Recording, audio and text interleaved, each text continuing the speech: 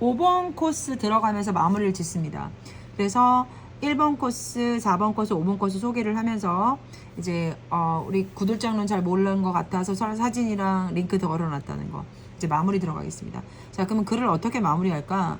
자, 무엇을 얘기할까? 하면서 여기 고민거리가 또 생기겠네요. 되네요. 자, 마무리입니다. 여러분, 아름다운 섬 청산도의 멋진 슬로길을 천천히 걸으면서 오랫도록 마음에 남을 추억을 만들어 보시지 않겠습니까? 라고 하면서 권유하네요.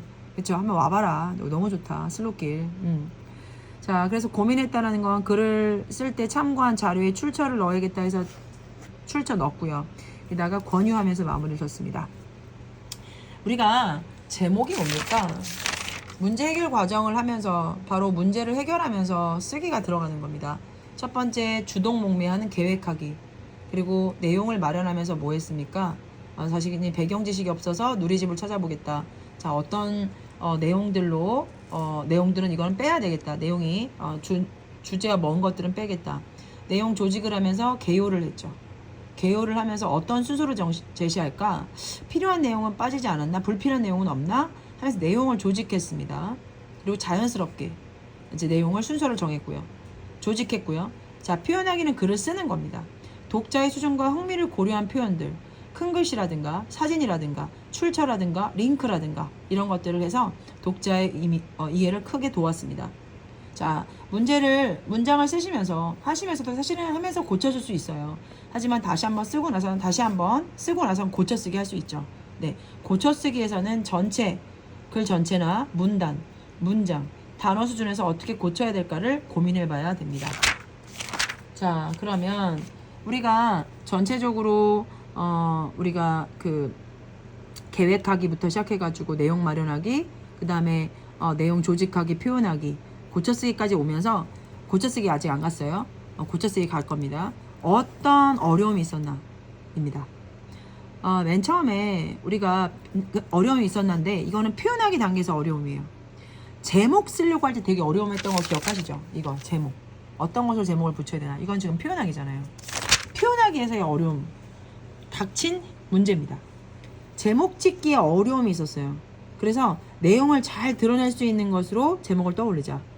시작 부분 어떻게 하지? 그래서 물어보는 거로 했잖아요. 질문으로. 어떤 사진을 제시하지? 뭐 하는 거? 이 내용을 이해하는 사진.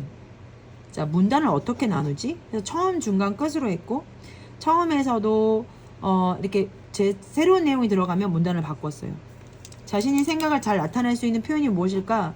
자신이 생각을, 그래서 비유법이라든가 단어를 골고루 막 일렁이는 이런 표현 썼잖아요. 비유. 하늘을 나는 것 같다, 뭐 걷는 것 같다, 뭐 이런 거.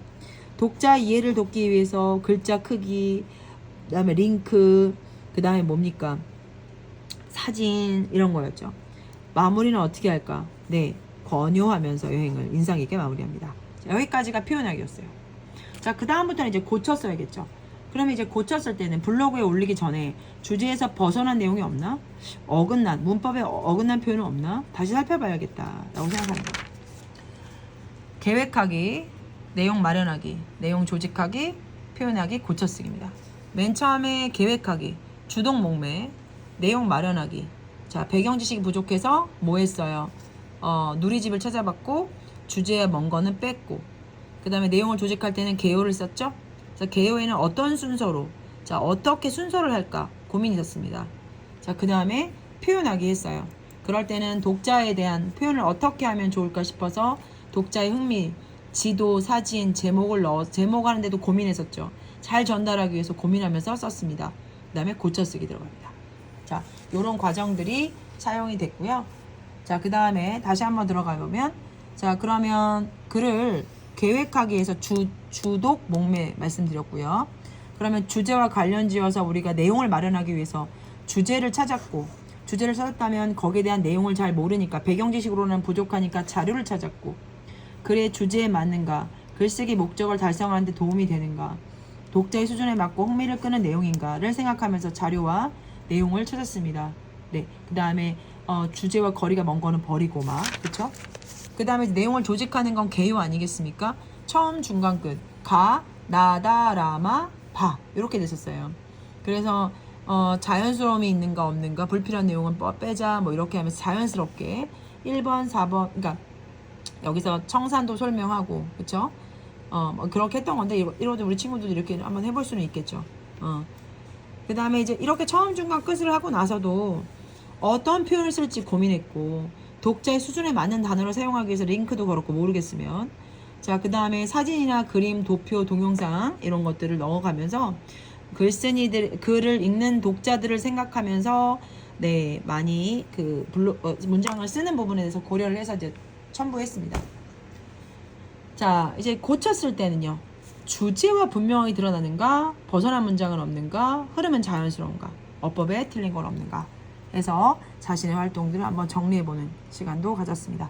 자, 문제를 한번 풀어봐 주셨으면 좋겠고요. 자, 요거 내용 정리도 지금 밑에 답이 있기 때문에 어렵지 않을 거라고 봅니다. 자, 요거를 다 외워주시면 되겠습니다. 자, 그래서 문제를 끝까지 풀어주시고, 여기까지 요거 부분은 이제 제가 답을 올려드릴 테니까 답 보고 쓰고 이제 외워주시면 되고, 문제 틀린 이제 요거는 문제를 푸셔가지고 저랑 채점하면 되겠습니다. 서술형 같은 경우는 애매할 수 있어서 답을 그냥 드립니다. 보고 이해하시면 되겠습니다. 자, 그 다음에 이제 더 읽어보기는 학교에서 하는지는 안 하는지는 모르겠지만 오늘 그냥 하겠습니다. 그래서 오늘 여기까지만 끝을 내고, 내일은 3-2 들어갈 겁니다. 2-2, 3-2잖아요. 그쵸? 3-2면 이거 아닙니까? 그죠? 통일시대 우리말. 요거 내일 들어가겠습니다. 자, 이제 준비해서 요거 들어갈게요.